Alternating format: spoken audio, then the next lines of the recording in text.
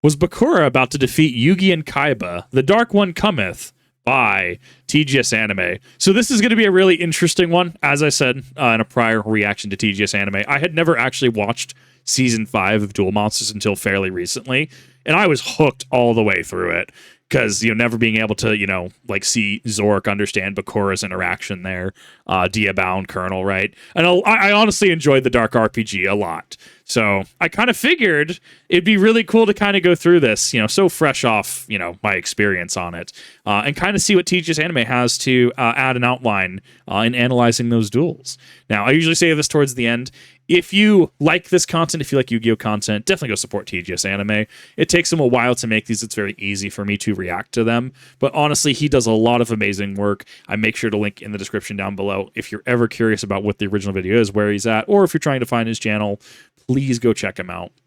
Without further ado, Bakura versus Yugi and Kaiba. The final season of Yu-Gi-Oh! Duel Monsters brought us some explosive duels. Two of them were duels against Yami Bakura. Spoilers, Kaiba versus Bakura's duel was interrupted, which makes me wonder who would have won. Following this, in Duel 2, Yugi is able to beat Bakura with his Gandora, the Dragon of Destruction. However, with how powerful Bakura's deck was, were there any missed opportunities? Were there any small moments that could have changed the outcome of the duel? We won't know unless we jump into the duel.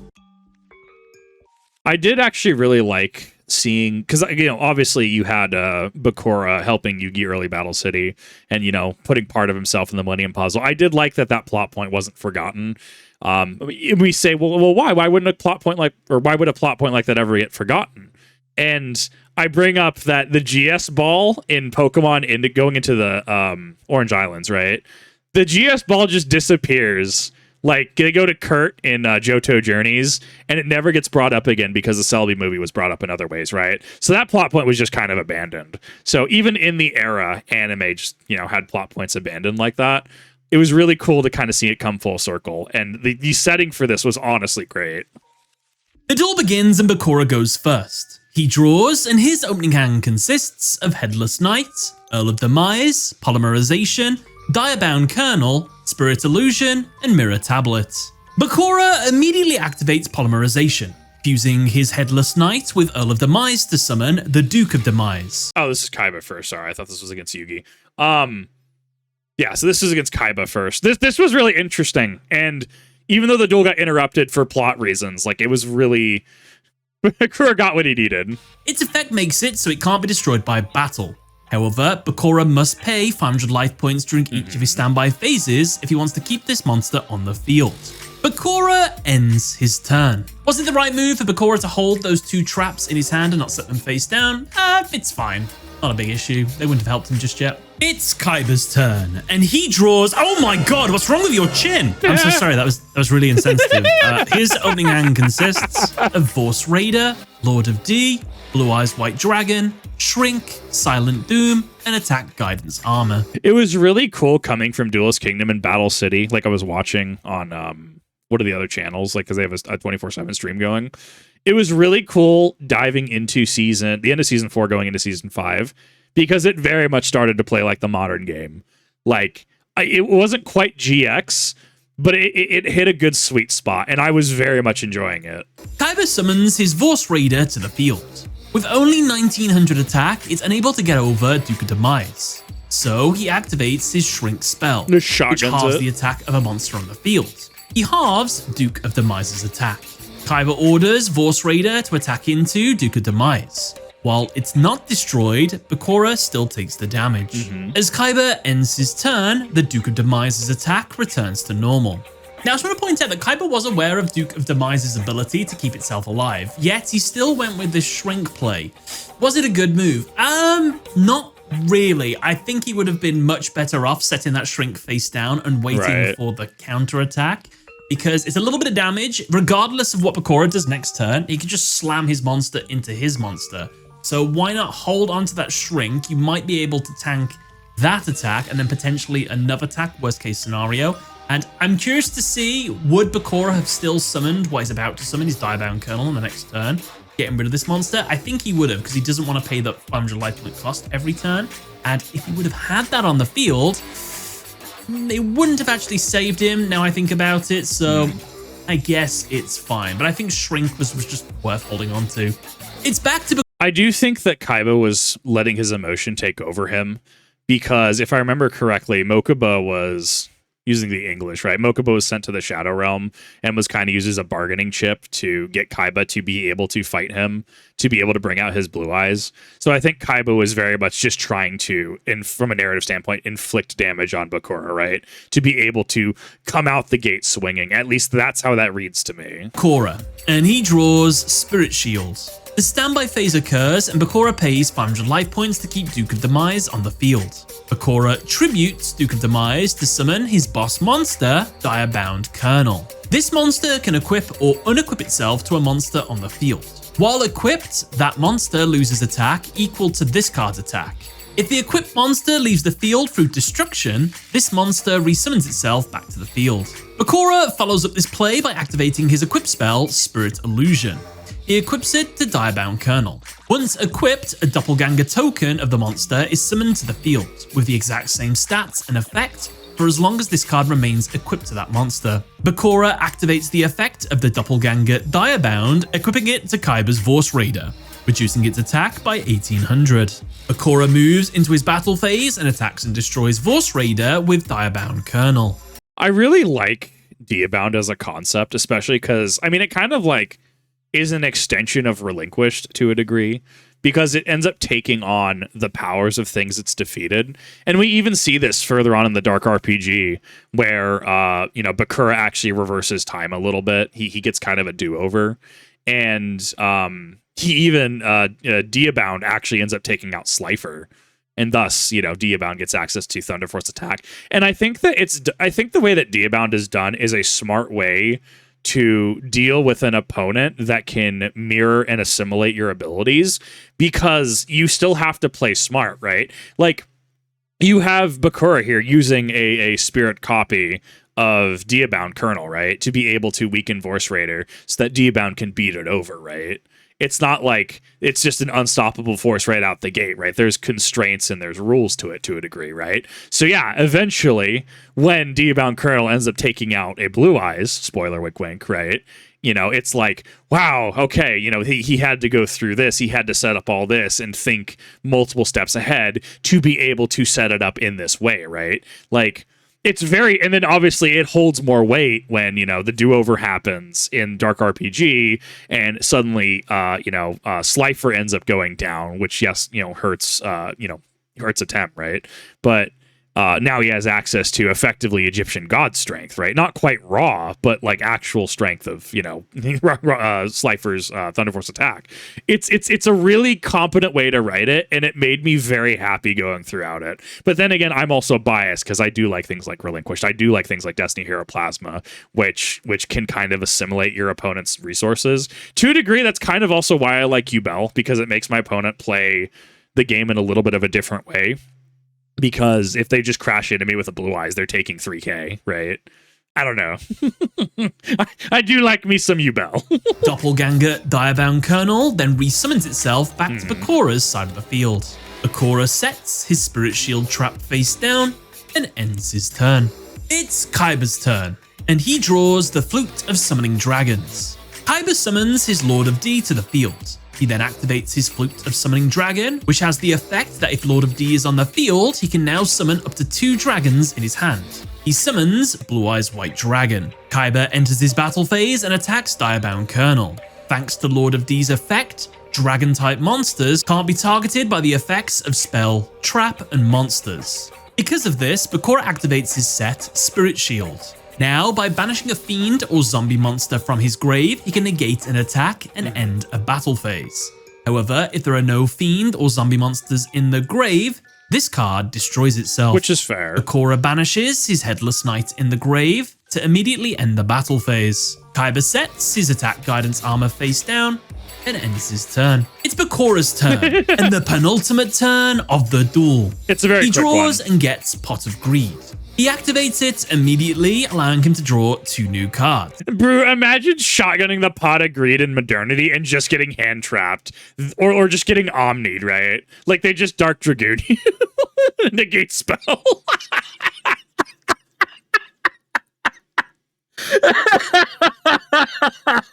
God. But you know what? That is a good way of beating out your opponent's Omni Negate. They're playing Invoked. They got a Mechaba on board with 2 in hand. You know one of them's a spell. Pot agreed. Well, guess there goes the Omni Negate. Oh god, it's not funny, but it is. He gets Rebirth Tablet and Grief Tablet. Unable to equip his Direbound Colonel to Kaiba's Blue Eyes White Dragon due to Lord of D's effect, he has to play around this.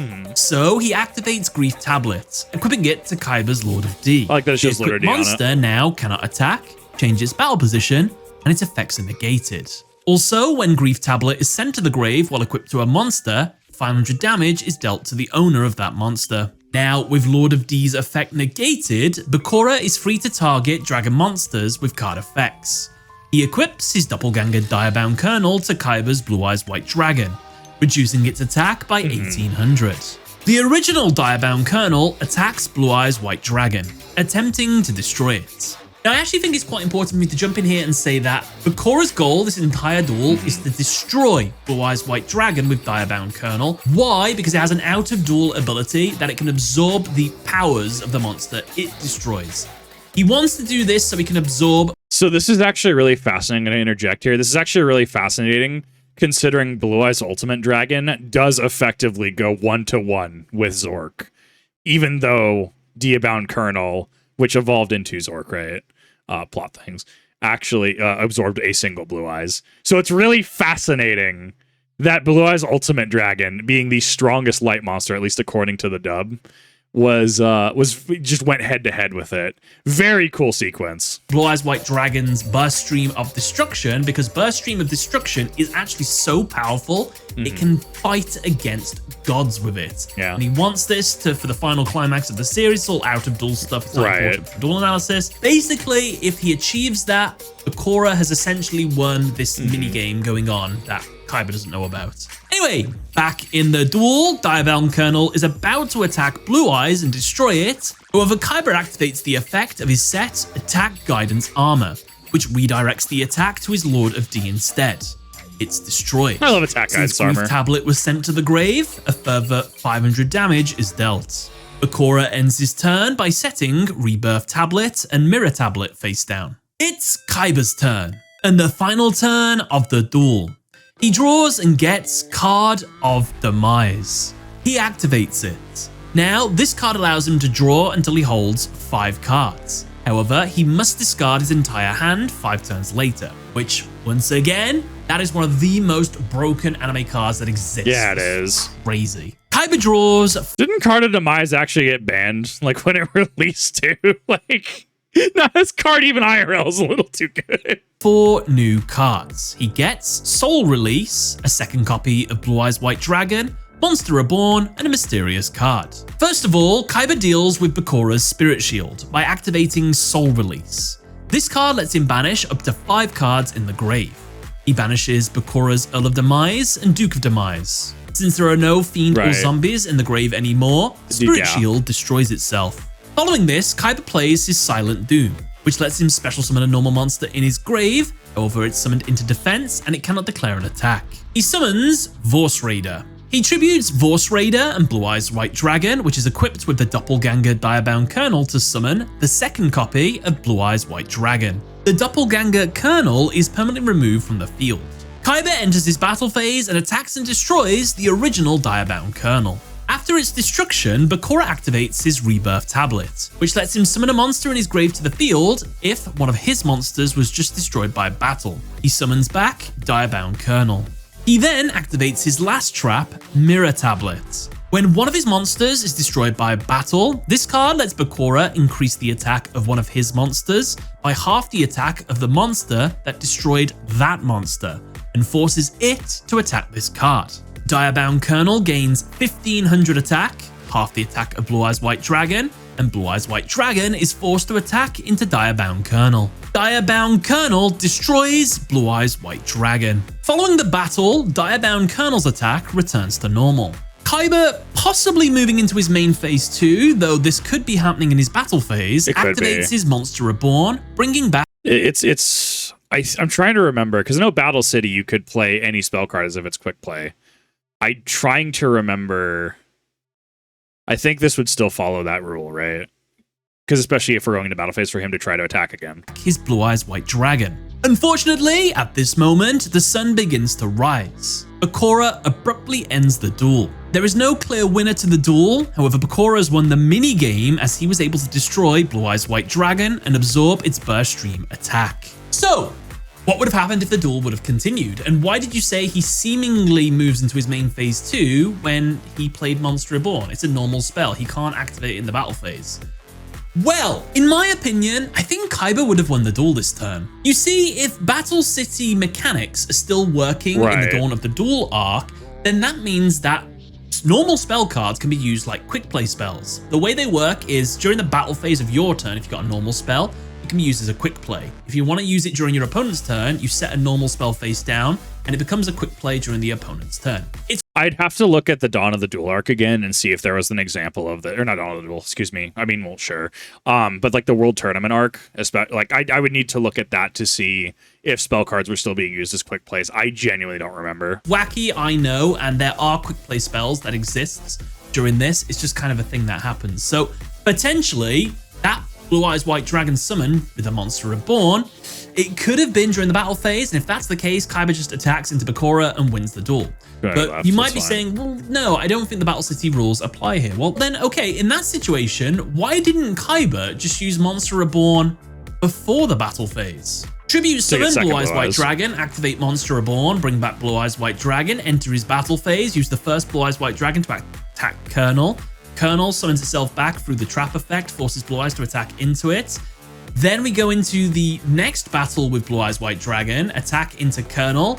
It's destroyed. We deal enough damage to win the duel. So, I mean, we could have won this way. I can only assume that Kaiba was playing cautiously. So, okay, let's consider that. Kaiba played cautiously. He didn't want to use Monster Reborn prior to the battle phase in case those set cards were something devastating.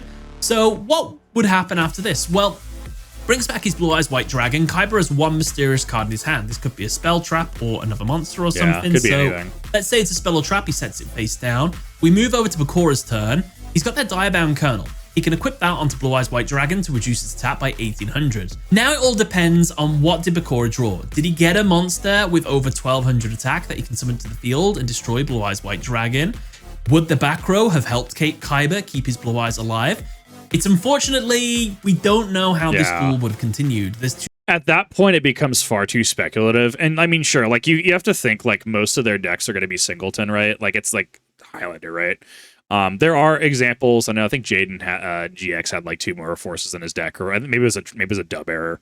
I think it was a dub error actually. Like most of them like have their bag of tricks, right?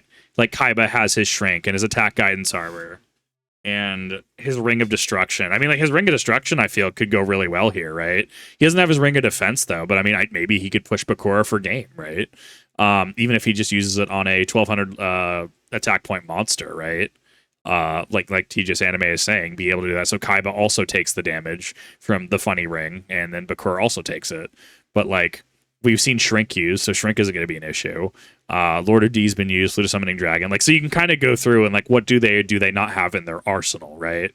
And going off of that, you're able to kind of like try to narrow things down. But even then, there's still so much in Kaiba's deck. We didn't see any of his ABC stuff. We didn't see this. What was it? The funny mirror doll or whatever, the trap card, right? Ring of Destruction, Ring of Defense. We didn't see any of that. So it's hard to say. I think it becomes far too speculative because of how open-ended it becomes. Like I'm with him on this one. Many variables to go with here. But in my opinion, I do think Kaiba has just 3. that Kaiba might have won this duel. Anyway, we have another duel to cover. Yugi versus Bakura. I think I would agree. I do think that giving it to Kaiba is honestly fair. If we're talking about strictly win-loss, obviously, like the duel was, for Diabound Colonel to be able to absorb Blue Eyes' power, and thus Bakura just kind of skedaddling, just kind of like scoop phase. But like, it ends with the match being like it did not finish match, right? Like match like did not finish, right? I guess, like, summary judgment, you default Bakura to losing because someone would have had to at least put their hand on their deck, right? But even then, out of duel effect, Diabound Colonel did actually absorb Blue Eyes' power, so I don't know. It's a hard one. I think Bakura loses regardless, but it's also like Bakura's not a bad duelist.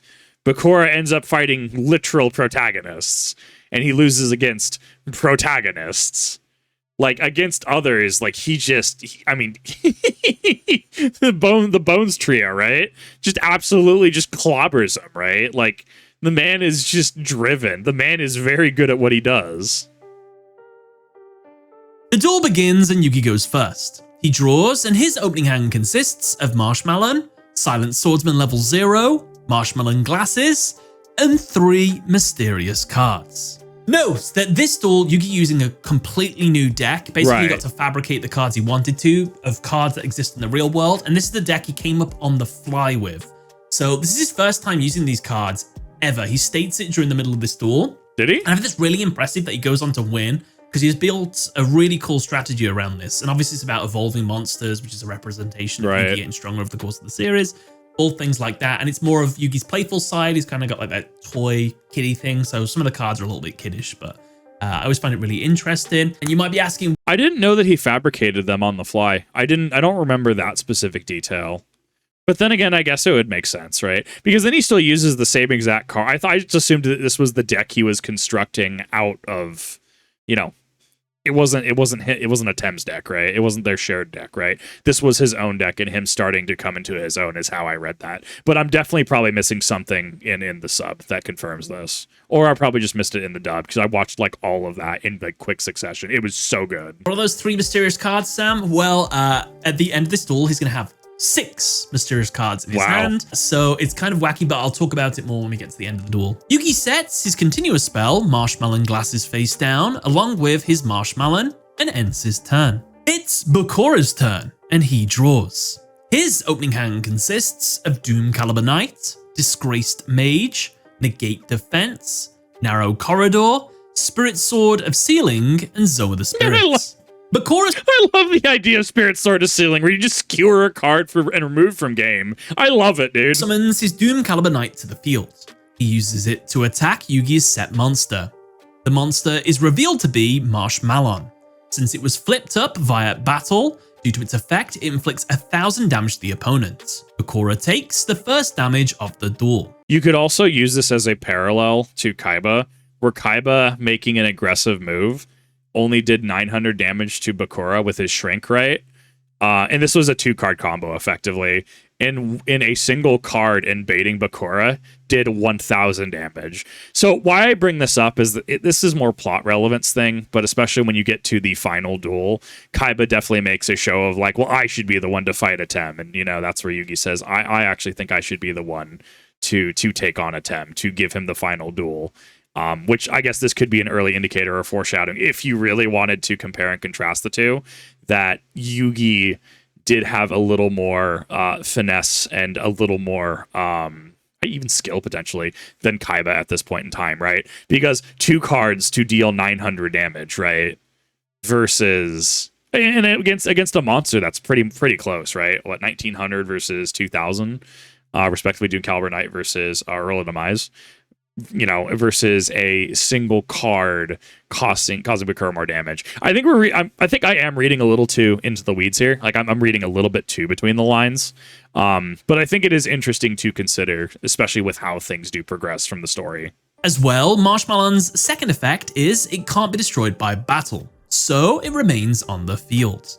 Bakura ends his turn by setting Doma the Spirit face down. Now, Bakura potentially has 2 alternative plays here. One of the cards he's got in his hand is Negate Defense, which switches a monster that is in defense or face down defense into face up attack, and it's stuck in that position. He could have done this. This was a perfect opportunity to do it. So 1, he wouldn't have taken 1,000 damage from attacking into the Marshmallow, and 2, he could have just slammed his monster into that monster. So Darius does clarify in chat, the lore reason was that he had to be Yugi due to his connection with Atem. At least watching the dub, it was like Kaiba still was like, hey, I want to do this. I want to be the final one to challenge, right? At least in English dub, it was kind of left a little ambiguous in regards to like the Pharaoh needs to be able to move on, needs to be defeated, right? Who's going to defeat the Pharaoh, right? And it made the most sense to be Yugi because of that connection and, like in lore reasons, right? But Kaiba still spoke up. Kaiba still wanted to be the one to do that. Thus why I'm making the comparison. Like, Kaiba still was like, hey, I should do this. And they're, no, Kaiba, I'm doing this.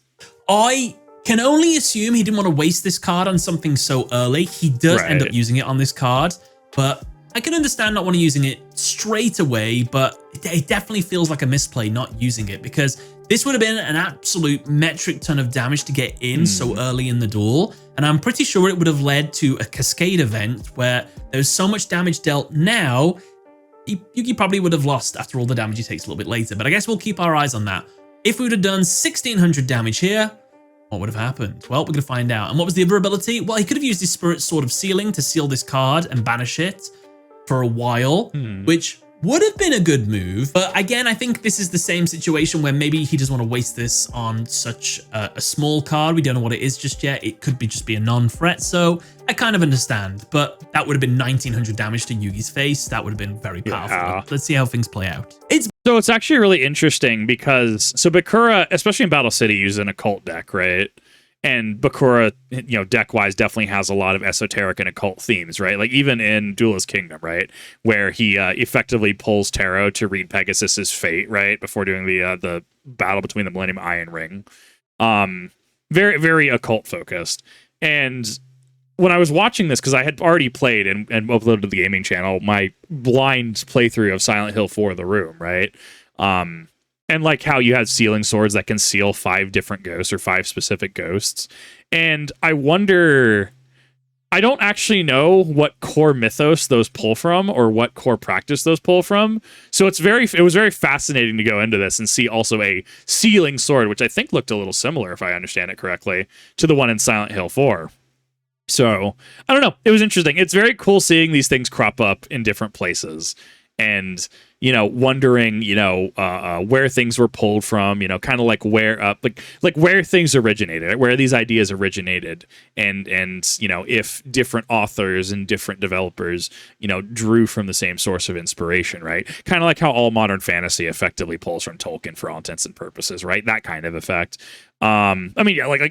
Yeah, especially if Kaiba wasn't there in the manga, it does make sense. I can't speak to the manga specifically. And yes, from an actual lore standpoint, from an actual story standpoint, it makes sense that it was Yugi himself, right? What I was trying to bring up was the parallel in defense of Yugi being the one.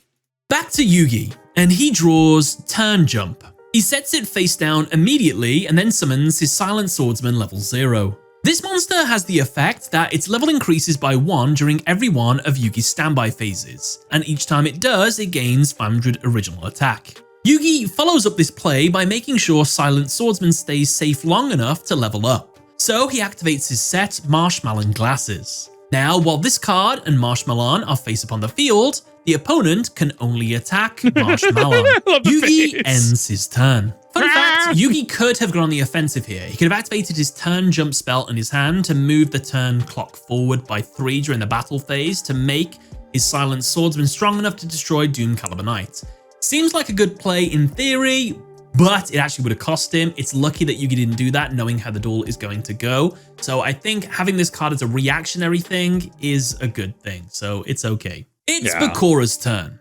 It's a good hypothetical. I think that this is the safer option, and I think that this is the more if you were to plug enemy controller into character, right, and you were actually taking control of it, I think that this is generally the way you would do it, right? And you do have to worry about MST, Dust Tornado, and stuff, right? And that's why I think Kaiba Bakura didn't set two cards in the beginning, right? So that tells me that might be a reason, because you're worried about getting your back row destroyed. I know that's also a weird thing, because in the modern game, right, when's the last time you genuinely had your back row destroyed, right? And obviously we have Harpy's Feather Duster in the TCG format, right? It does exist. Back row disruption literally exists, right? But I think we take it far less seriously than we used to, and that's why I say if you're fighting Yu-Bell, just bring back row hate.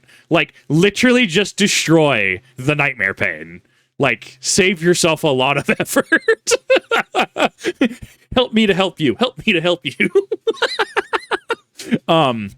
Well, it's different considerations of different eras of the game. And he draws Call of the Earthbound. Bakura activates his Negate Defense spell, which switches a monster on the field into attack and makes it so that monster cannot change its battle positions.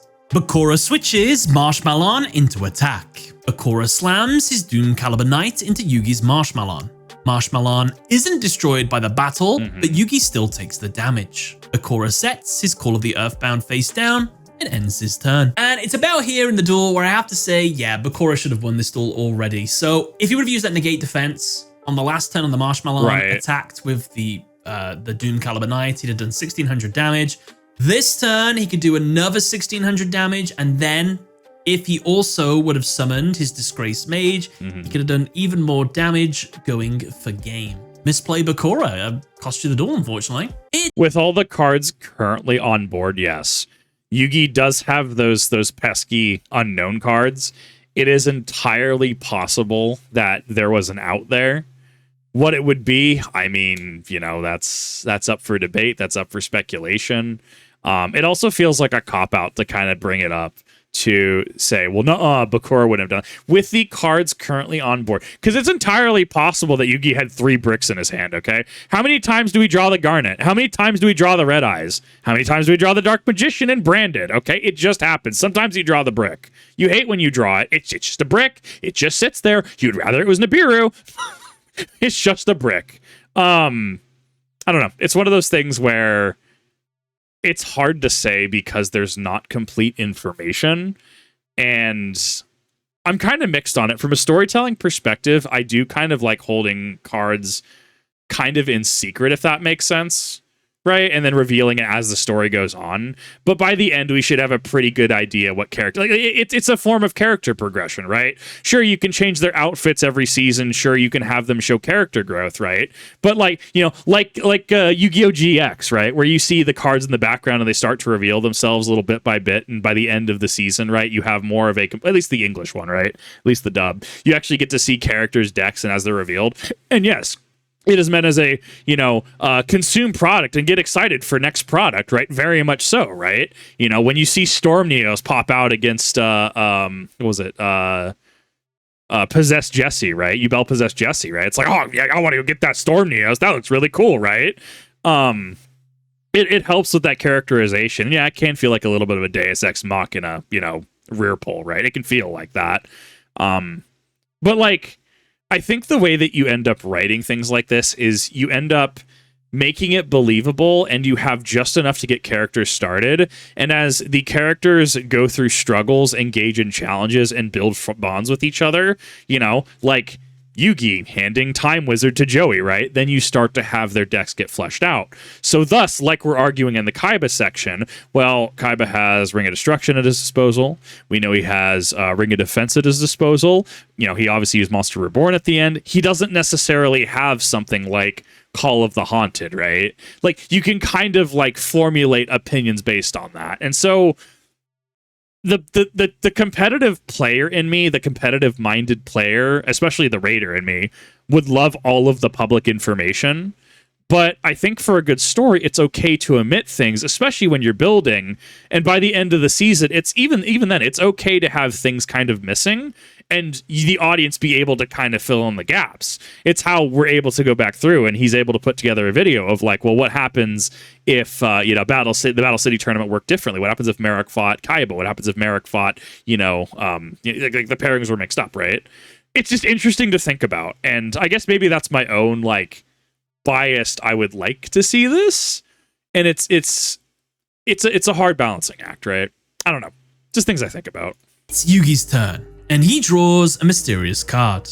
The standby phase occurs, and Silent Swordsman's level and attack increases. Yugi enters his battle phase. However, Bakura activates his Call of the Earthbound, and then chains his Zoma the Spirit to it.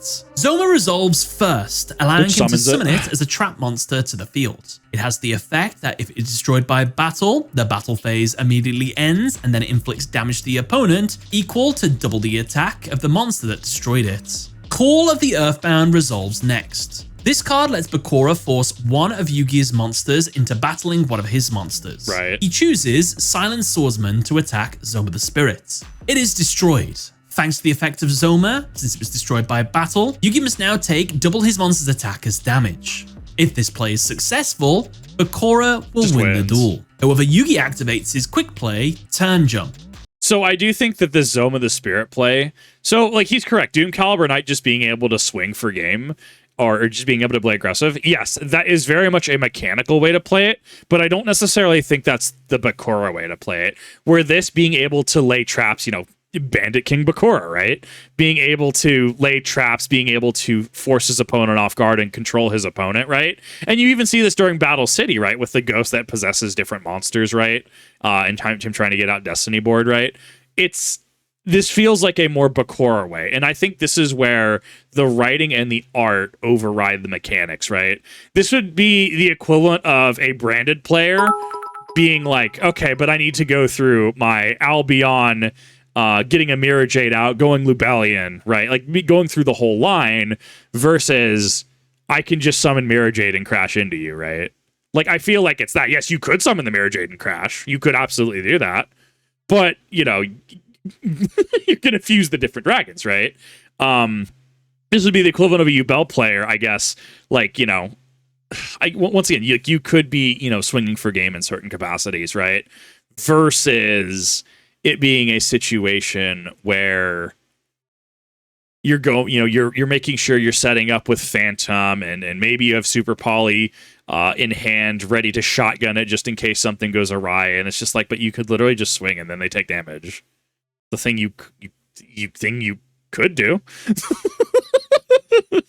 I don't know. I guess what I'm trying to explain is the concept of overextending and overplaying. I do think that this is characterization and writing superseding basic game mechanics, right? Which is fine. I think it adds to a more immersive piece, and it allows, like we've talked about in, you know, the Bones versus Bakura thing, where like Bones made misplays. Bones is a far more inexperienced duelist than Bakura, and I think while some people could say it's a lazy way to write, I do think that it can be additive, and it just depends how it's portrayed, right? So someone like Bones being a little shaky and being potentially a little uncertain without his, you know, his accomplices backing him up, and then making misplays that way, right? Like, it makes a lot of sense. Whereas if Bones was doing what Yugi was here, and he was pretty firm and pretty confident, right? And then that's like, that's just characterization at play, right? If you're maybe a little shy, a little meek, you're fumbling with your cards, your posture isn't confident, right? Yeah, it's going to come across that you're going to maybe make some misplays, right? You know, Gratz, you forgot to flip up the Nightmare Pain. Sure, you said it. The card said you could set it, but you forgot to flip it up, right? Versus being, you know, confident, and, you know, instead of setting the Nightmare Pain via the effective spirit, you're able to just immediately just, you know, you add it to hand, making sure there's no available, you know, room for them to target it, and then you just, you know, shotgun it face up. I don't know. There's a number of ways that I could go with this, but I think it's interesting to consider the writing aspect of it. This card immediately skips to the third battle phase after this battle phase. 3 turns move ahead, meaning Silent Swordsman evolves 3 times. As well, because of the turn skipping, Zoma the Spirit's effect was nullified. And you might be asking, how does that nullify the ability? Well, let's go in the timeline. So we're moving along, Silent Swordsman into the battle phase, the traps activate, he attacks into it. The next thing that's about to happen is damage being dealt to Yugi. However, Yugi plays the turn skip, which I can only assume jumps over the damage and moves us ahead in the future. So we never actually did this. We moved. You never actually get to like actual damage calculate. Bro, the turn jump is so strange. It's because you never. It's the damage calculation never actually happened because you go like 2 turns in the future. Like, I guess the way I could also justify. So we're in battle phase, right? And then we jump to a future battle phase because of the turn jump, but because it's a completely separate phase. Like how if a card is removed from play and then played again, like if you remove the Winged Dragon of Ra with, say, like 5,000 attack from play, and then it came back into play from the removed from banished, right? Like it's 0, right? Because it's not its original attack. It's oh my god, how do I word it? it's a new instance of the card, right? And I think we talked about this in a prior video where like Magic, if you flicker with something out and flicker it back in, it is technically a new instance of that card, right? Yes, it is the same physical flicker wisp, but it's a different instance of that card. So yes, you could have a Winged Dragon of Ra with question mark, question mark, question mark, question mark being 5,000. But the moment it gets, banished and then replayed, it's a new instance of that card. So applying that instance logic, what I'm trying to get across is because that battle phase was currently progressing and hadn't got to damage calculation, being able to shotgun the turn jump and then going what 1 or 2 whatever turns in the future is a different instance of the battle phase with no pending damage for damage calculation. It's a little bit of a brain warper, but I think it makes sense. Cast it into the future. That's the way I would describe it, like in my head, how you can dodge damage like that. So yeah, I think that makes sense. I'm not going to call a misplay for this because yeah, that makes sense to me. However, what I am going to call a misplay for is Bakura. Bakura was way too frothing at the mouth to do this combo. Yeah. Yugi was in his battle phase and was starting to do something with a card in his hand, which I have no idea what he was going to do because I assumed the only play he could do was using turn jump so he could attack over Doom Caliber Knight. But turn jump was set on his field. So then what was this card in Yugi's hand he was about to use? He never uses it for the rest of the duel, but apparently would have done something here. If this is just a continuity error and Yugi was always intending to use turn jump, but the animators just forgot where it was, then had Bakura waited, he could have used his trap combo to force the attack after this. He would have won since Yugi would no longer be able to dodge. I guess the only defense would that be is if Call of the Earthbound has to be done prior to the battle being declared. The real world version of Call of the Earthbound works when the opponent declares an attack and then you choose the attack target.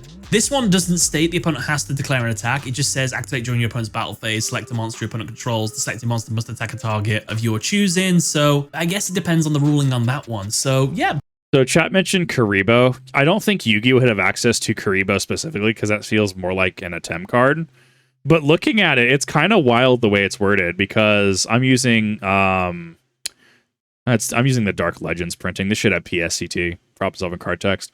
During your opponent's battle phase. So it wouldn't even work here because it's the opponent's battle phase. But the wording that's interesting to me is you can discard this card to reduce battle damage inflicted to your life points to 0. But it wouldn't be battle damage either then. Yeah, like thinking through this, problem solving card text status, that wouldn't even work. Because even if it was either battle phase, because that would be effect damage and not battle damage.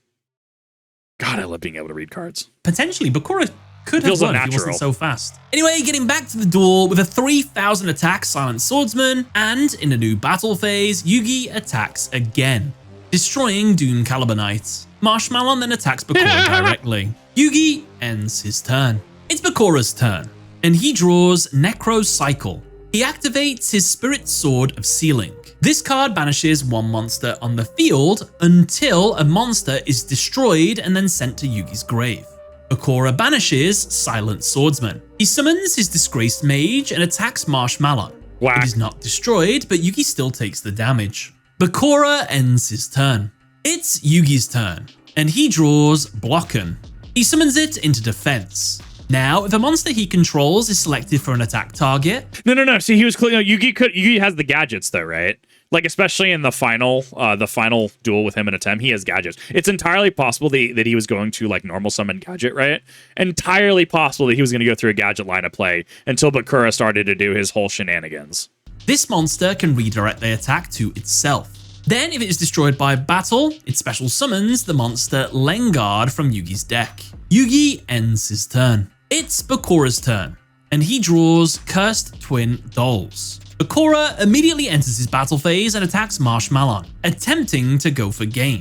However, Blocken redirects the attack to itself. It's destroyed, and Lengard is summoned to the field in its place. Lengard's effect is if you would take battle damage from a battle involving a monster you control, you can destroy this face-up card instead. Now here is where Silent Swordsman would have returned to the field, since a monster went to the grave. However, due to Disgraced Mage's effect, it causes any monster it destroys by battle to instead return back to the deck. So, since a monster wasn't destroyed and sent to the grave, Silent Swordsman remains banished. Bakura sets his Cursed Twin Dolls, Narrow Corridor, and Necro Cycle face down, and ends his turn. It's Yugi's turn, and he draws another mysterious card. Yugi moves straight into his battle phase and orders Marshmallon to attack Disgraced Mage. Due to Marshmallon's effect, it is not destroyed by the battle. As well, due to Lengard's effect, since Yugi would take damage, this monster destroys itself instead. Since the monster finally went to the graveyard after being destroyed, Silent Swordsman returns itself to the field. Silent Swordsman attacks Disgraced Mage. However, Bakura activates Disgraced Mage's second effect, which allows it to spin itself back into the deck along with every card in Bakura's hand in order to nullify any damage he would have taken from a battle. So that's where I run into, like, mechanically though, right? Well, I guess it's original attack, right? So if a monster with original attack, so it increases card's original attack by 500 for every turn, and if it's banished, does it come back at, like, whatever it is? Because it's clearly a new instance, right? But the effect says, the card says, can I look up a ruling on this? Yu-GiOh ruling, modified original attack banished. I'm going to Reddit for this one. Banished monsters keep their original modified stats. Yugi 101 3 years ago. Day was playing a game and had Dark Rebellion Ixie Dragon banished from the field after boosting it to 3900 with its effect attached to materials. In the next turn, I used DDR Reincarnation to special summon the monster back to my turn in the field. However, since the monster was not destroyed and removed from the field earlier, does this mean Dark Rebellion keeps its boosted attack? Or for every special summon the banished zone for something? It shouldn't. Yeah, no, that wouldn't, right? No, it will not keep the boosted attack. Any card that moves zone would lose any stat changes. But we're specifically talking about original attack modifiers. I don't know if you'd run into this. I don't know if I'm sure there's a card. I'm sure there are cards that do it. Having mysterious cards feels like writers couldn't figure out what cards to use without messing with the flow of the duel. I think it's mostly that, like, it also plays to, like, real life duels though, right? Because you don't always have a useful card in your hand. I mean, realistically, 3 useless cards in hand in Modernity is like a Nibiru and Ash Blossom. I say useless, quote unquote, right? A Nibiru and Ash Blossom and, I don't know, maybe like a Droll Mockbird or something, right? Sure, cards that are situational that you could use, but not necessarily inherently useful, right? Or maybe it's dupes, right? Probably not dupes. I don't know. I would have to ask for a ruling check on that one. If a card is banished with a attack/defense modifier that modifies the original attack, would it retain the attack and defenses if it was brought back into play? I want to say no on principle, but the wording here is original attack, and that's why it works in this duel. So I'm a little curious on that. Bakura's hand is empty, only Disgraced Mage is shuffled back into the deck. Yugi ends his turn. It's Bakura's turn, and he draws Pot of Greed. I think a way to look at this... Sorry, we'll continue on in a second. I guess instead of banishing it, I guess it could lock the zone. Right? Like how the Ojamas lock zones that you can't use them. Like Sword of Sealing just locks the zone that Silent Swordsman just happens to be in, right? Is how I could word that. Like, obviously, at that point, we're starting to deviate because clearly it removed it from the game, right? But, like, that would make sense why its original attack, once it was able to be used again, didn't reset. And that would also play into the sealing nature of the sword. Activates it to draw 2 new cards. He gets Necro Soldier and Necro Mannequin. Bakura activates his set, Cursed Twin Dolls. Now, Yugi has a choice to make, a red or a black box. One contains a positive buff, the other a negative curse. Whichever one he chooses will be bestowed upon him. Whatever's in the other box will be bestowed upon the opponent. Yugi chooses the red box, which is revealed to be the positive effect. Now, whenever a card is sent to Yugi's grave, he will gain 200 life points for the rest of the duel. Bakura receives the curse box. Now, his graveyard no longer exists for the rest of the duel. It's so cool, All cards in the grave and any cards sent to the grave are banished, but they are classed as being on the field. The banished monsters on the field cannot attack, be attacked, block direct attacks, cannot activate their effects, cannot be used as a cost, cannot be moved from where they are unaffected by the effects of spells, traps, and effect monsters, and their effects are negated. I honestly really liked this, though. I thought it was a really cool effect to use, and I think this is a really good look at how, like, modern Yu-Gi-Oh! Kind of toys with zones a little bit, right? How we have Eater Millions, right, dealing with, like, face down, remove from play cards, even going into, you know, not Battles of Legend, what was it? Hidden Arsenal, right? Dealing with the aliens, how aliens could start swapping zones, having things like Infinite Impermanence, dealing with columns, right? Well, I guess aliens can deal with columns too, right? But like it's you start to see even this far back that there was definitely some like design play with mechanics and stuff like this. So it's like, yeah, your graveyard no longer exists, right? But there's like, you know, ghostly ethereal manifestations of these monsters and cards that kind of just surround you, right? And I don't know, it's super cool. Like, I love seeing the uniqueness here. Essentially, they are spooky ghosts hovering on the field, but are classed as being monsters on the field without actually occupying any zones. I'm going to make this an official zone for the rest of this duel. I'm going to call it Limbo, this between life and death kind of. Just put it between you and your opponent, right? It's like how you have the link zones in Modernity, just in between that, right? Just cool, this is public information. Just put stack in the middle of the table. Cool, this is also on my field. It doesn't do jack. I have to have a card that interacts with it. But yeah, that's just on the field now. I think it's fitted. So overall, a good choice by Yugi, right? Now Bakura doesn't have a grave anymore. Well, unfortunately, this was all a part of Bakura's plan, as he summons his Necro Soldier into defense and ends his turn. It's Yugi's turn, and he draws Silent Magician level 0. The standby phase occurs. Necro Soldier's effect activates, which lets him once per turn summon a copy of itself from the deck. The second copy now on the field during the standby phase activates its effect, summoning the final copy of itself from the deck. Yeah. Silent Swordsman's effect then activates. Since the standby phase occurred, its level and attack increases by 1. Yugi summons his Silent Magician level 0 into attack. I want to point out that Kaiba's strongest like main deck monster is going to be Blue Eyes, and at level 5, Silent Swordsman 0 is already stronger than Blue Eyes. Level 7 would tie it with Blue Eyes Ultimate, just further power scaling. This monster has an identical effect to Silent Magician. However, instead, each time the opponent draws a card, this is when its level increases by 1 and gains 500 attack.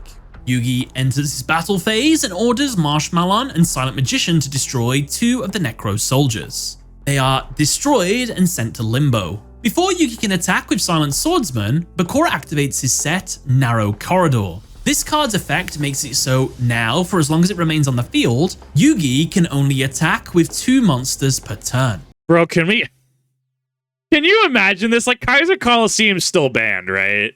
Can you imagine this even as a trap card in Modernity? I feel like this would actually hit the ban list for being a floodgate, right? Like, I really feel like this would actually eat the ban. Yugi, with no further plays, ends his turn. It's Bakura's turn, and he draws Counterbalance. Due to Bakura drawing a card, Silent Magician's level increases by 1 along with its attack.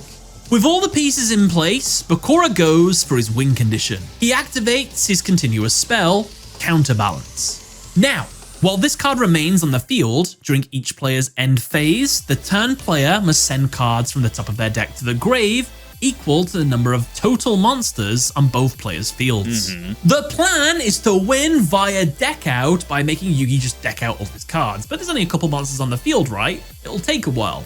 No. There's a lot of monsters on the field. Not only that, Yugi correctly points out, wait, you're at the same risk as me, since you'll have to mill from your deck as well. However, this isn't the case. Since Bakura is cursed by the Black Doll box, he technically has no graveyard anymore. So the criteria send cards to the grave can't be completed by him. Yeah, it's like he pushes glasses up. Actually, I don't have a graveyard, therefore cannot meet condition. Oh, it's so good, bro. Meaning Bakura doesn't have to suffer any of the negative effects to the grave. And not only that, but all those spooky monsters in Limbo, they're classed as being on the field, so they count towards all the cards now that Yugi has to mill. Oh dear. And so, Bakura summons his Necro Mannequin into defense. He then activates his set Necro Cycle, which allows him to, once per turn during either player's turn, while he controls a face-up Necro Mannequin, special summon a Necro Mannequin from his deck. He uses his effect right away to summon a second copy into defense. Bakura ends his turn. It's Yugi's turn, and he draws. The standby phase occurs, and Silent Swordsman's level and attack increases. Bakura activates the effect of Necro Cycle to summon the last copy of Necro Mannequin from his deck into defense. Yugi enters his battle phase. He attacks and destroys one of the Necro Soldiers and one of the Necro Mannequins. The monsters are sent to limbo. As Yugi's turn comes to an end now, Counterbalance's effect activates. Since there are 11 total monsters on the field, Yugi is forced to send the top 11 cards of his deck to the grave. Yugi loses a huge chunk of his deck. However, due to the blessing of Red Doll Box's effect, he gains 200 life points for every card that was sent to the grave. It's Bakura's turn, and he draws Necro Wall. Since Bakura drew a card, Silent Magician's level and attack increases. Bakura summons his Necro Wall into defense and then activates its effect, which lets him summon a Necro Wall token for each zombie-type monster on the field other than itself. It's so gross. I love Bakura's deck. Oh god, maybe this is why I like Fiends and Infernoid. I don't know, dude. I love Infernoid. The Englishization massacred them. Like, oh my god, let me go to the wiki really quick because it's really bad. Because like Infernoids in English are like, oh god, what is it? Pyramise, Antra, Harmadic, Patruela, Piety, Sijet, I don't know how to pronounce that, Seatsmith, Atondel, Devyati, and Onunku. And it's like, okay, well, what does that mean? I heard you like counting 1 to 10 in different languages. Specifically, Latvian, Lithuanian, Hungarian, Romanian, Polish, Norwegian, Danish, Finnish, Swedish, Russian, and Turkish/Azerbaijani. do you know? I forgot they had actually Cleafort counterparts as well. I actually totally forgot about that. They're just demons. They're just demons in their actual base design, right? So going down that list, right, from 1 to 10, Satan, Beelzebub, Lucifuge, Rofakale, I'm assuming those are 2 different ones, Astaroth, Asmodeus, Belphegor, Baal. Interesting, because I actually don't like Seatsmith. Interesting. Just Diablo playing against Baal, right? Andromelech, never heard of that. And then Lilith and Nehemoth being 9 and 10 specifically. They massacred Infernoid for English, and I'm going to forever be bitter because they're so cool. It pisses me off. Actually, now that I think about it, they're fiends. I wonder if I could make Yubel work in there. He summons 2 Necro Wall tokens into defense. Gross. Bakura ends his turn. It's Yugi's turn, and he draws Aria from Beyond. The standby phase occurs, and Silent Swordsman's attack and level increases. Yugi enters his battle phase and immediately attacks and destroys the 2 Necro Wall tokens. Since tokens disappear when they are destroyed, they are not sent to limbo, and thus there are actually 2 less cards on the field for counterbalance during the end phase. Yugi moves into his main phase 2 and activates Aria from Beyond. This card lets him activate the effect of a banished spell card. He activates Bakura's Spirit Sword of Sealing. Just to reiterate, Spirit Sword of Sealing was banished through the effect of the Black Box. Black Box only makes it so monsters are completely uninteractable in the limbo zone, not the spells. They're just classed as being like banished, basically. I was curious about that because we saw in when he first activated it, right? We saw that there was like a pot of green spell cards there, right? But yeah, this makes sense. So what Yugi's doing here is absolutely fine. It's fine. Yugi uses Spirit Sword's effect to banish his own monster, Silent Swordsman level 7. It is now banished until the monster Yugi controls is destroyed and sent to the grave. The reason why Yugi did this will be revealed soon. However, Silent Swordsman looks pretty betrayed in the moment, I can't lie. As the end phase occurs, Counterbalance activates, forcing Yugi to mill another 11 cards from his deck. He is left with only 5 cards. Burning Abyss players be like, bro, I'll mill those cards all day. However, his life points do increase. It's Bakura's turn, and the penultimate turn of the duel. He draws and gets Necrojar. Since Bakura drew a card, Silent Magician's level increases by 1. Bakura, knowing he will win on Yugi's next end phase, decides, regardless, to push for game. He summons Necrojar to the field into attack. Its effect is that it is unaffected by the effects of spell cards, meaning Marshmallow Glasses don't work on it. If Necrojar is destroyed by battle, the opponent must send 1 card from the top of their deck to the grave for every multiple of 300 damage Bakura takes. Bakura crashes Necrojar into Silent Magician level 3. Necrojar is destroyed and Bakura takes 1400 damage. Since he took 4 multiples of 300 damage, 4 cards are milled from the top of Yugi's deck, leaving him with only 1 card left. Yugi gains life points since cards were sent to his grave. Bakura ends his turn by using the effect of his Necro Wall to special summon another 2 Necro Wall tokens to his field. I just want to point out, Bakura says something wacky this turn. He's like, oh, if you didn't take that Silent Swordsman off the field, I was going to crash it into that and win through deck out that way. Which, I don't know how he would have done that, because he would have taken so much damage he would have lost if he would have crashed his monster into that. So I thought it was a weird thing to say. It's Yugi's turn. And the that's actually really interesting. Here it is. Here's the funny. Final turn of the duel. He draws and gets the last card in his deck, which is, of course, the perfect card to save him in this dire situation. Gandora, the Dragon of Destruction. He summons it to the field by tributing his Marshmallow and Silent Magician level 3. Since these cards weren't destroyed when they were sent to the grave, Sword of Sealing doesn't release Silent Swordsman. Yugi activates the effect of his Gandora. By paying half his life points, he can destroy and then banish all other monsters on the field. However, this card destroys itself afterwards. Necro Wall, 2 Necro tokens, and 2 Necro mannequins are destroyed and then sent to Limbo. Following this, Gandora destroys itself and then goes to Yugi's grave. We don't see it, but Yugi should have gained 200 life points here, along with 400 more for Marshmallow and Silent Magician going to the grave earlier. Shorthand. This doesn't really matter, as now, since the monster was destroyed and went to the grave, Spirit Sword of Sealing frees Silent Magician level 7.